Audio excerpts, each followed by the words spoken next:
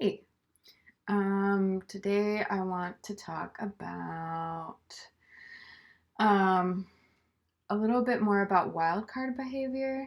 And the way that I kind of think about it is, or have been thinking about it recently, is I will not jade your fog, right? So there is um, an acronym called FOG, which stands for fear, obligation, and guilt.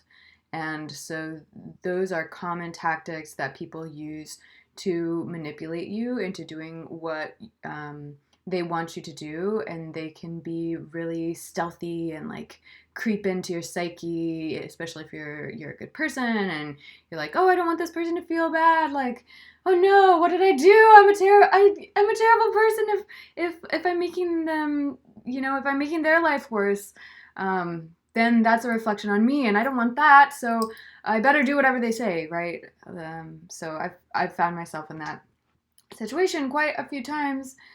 And then so something that's helped me is just to recognize that's going on, to identify to myself that doesn't make me a bad person, to recognize when they're using those tactics, um, and reaffirm to myself that I don't need to um, sacrifice myself and my health because this other individual is insinuating that if I don't do what they want, that I'm a bad person in some way.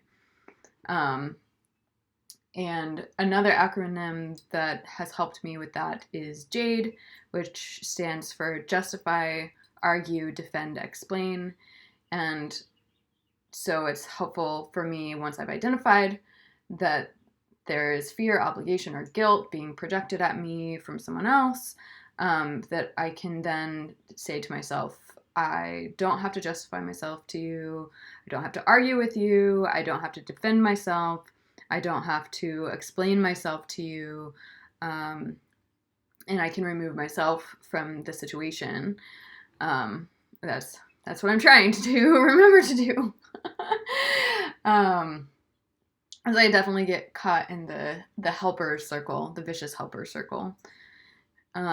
So one of the reasons I wanted to talk about it is because I found that as a woman, I've gotten a lot of mixed reactions when I'm fully in my power and I'm fully present.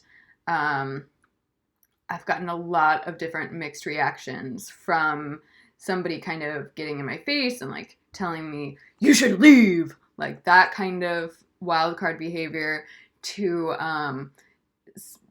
someone thinking that I wanted to be their prostitute. Like, no, I don't want to be. Just because I want you to feel better doesn't mean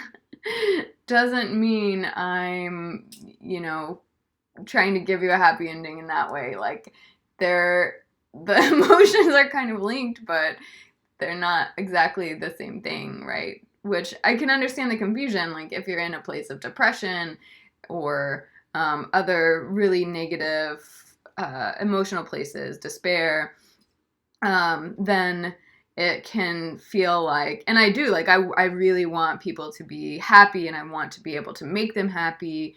And so I can understand that confusion. Um, but yeah, I'm not responsible for that.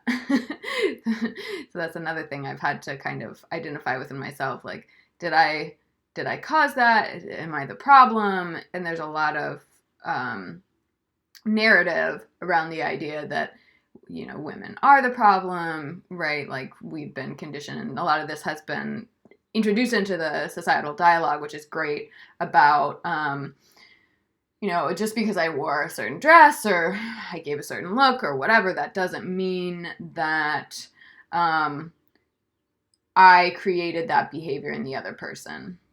So it may be that because I'm showing up fully and I'm refusing to embrace the societal shame around sexuality and all of that, and I'm refusing to be afraid of taking up space. So for those reasons, I may be then triggering shame in the other person, maybe they're afraid to take up space, or maybe they're afraid of their own sexuality because they've gotten signals from other people that, or their parents most likely, that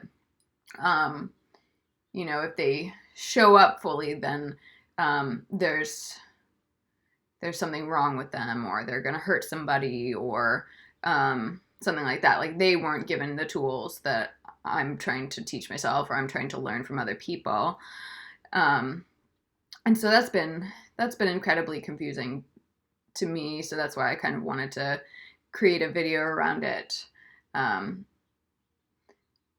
think that it's, for women especially, it's incredibly important to understand that you deserve to have a place. You deserve to be here. You deserve to be able to breathe.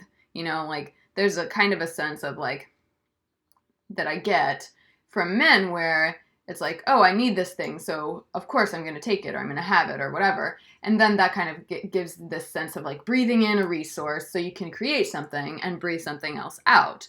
But for women, we've kind of been conditioned that we need permission to have the resource to begin with. And it's been trained essentially by violence, chain of pain that parents and children have passed on, and then wars, which reinforce other aspects of conditioning. But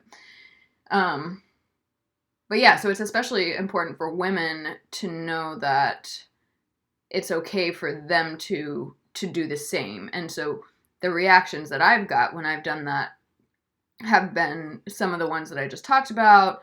Also,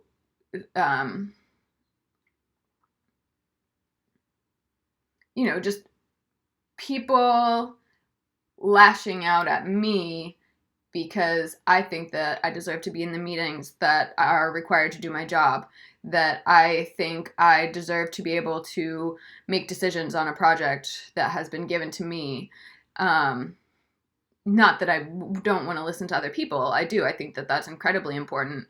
But ultimately, like, someone has to make a decision and move forward. And sometimes that person can be me. And so I've gotten that behavior both from men and women.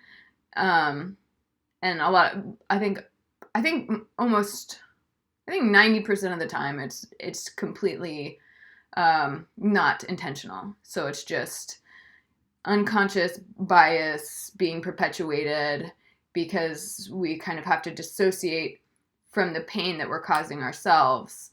I watched the Black KKK Klansman movie, and I think that the way that the speaker in that movie talked about the issue of him watching a Tarzan movie and rooting for the white guy that was attacking the Africans, that happens with women also. So we, in order to feel comfortable with our lives and empowered, we internalize an object model. So, like, everyone kind of has a schema that they use to interact with the world, and a definition of what different objects and colors and different symbols, what they mean. And so when we see a woman or we see an African American, those symbols get triggered, and it creates an automatic response that's really just a program. Whether we realize that program has been put in place or not, that program gets triggered. And so for women, a lot of times that program includes a lot of, it's a recipe spiced with misogyny. So then not only are men, do the men treat women as objects, but then women will actually sometimes do it worse to other women without realizing that they're doing that.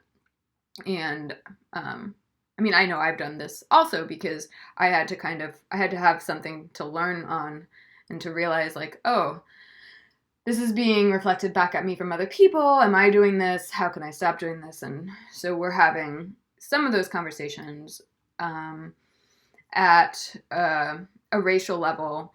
And we have had some of the conversations at the level of sex and gender during Me Too, but I really want to see them continue, and it's going to be, I think it's going to be a little rough of a ride to keep things going. I know that it's just like blazing a new path. Like there's a path that's already created. Maybe there's a nice sidewalk on it, little flowers next to the pathway, or there's this like shitty pathway filled with brush and thorns, and like you have your machete is kind of dull, and that's all you've got though. Unless you want to walk the same pathway that we've always walked and we know where it goes. So just get out your dull machetes with me, please. Okay. I think that's it for today.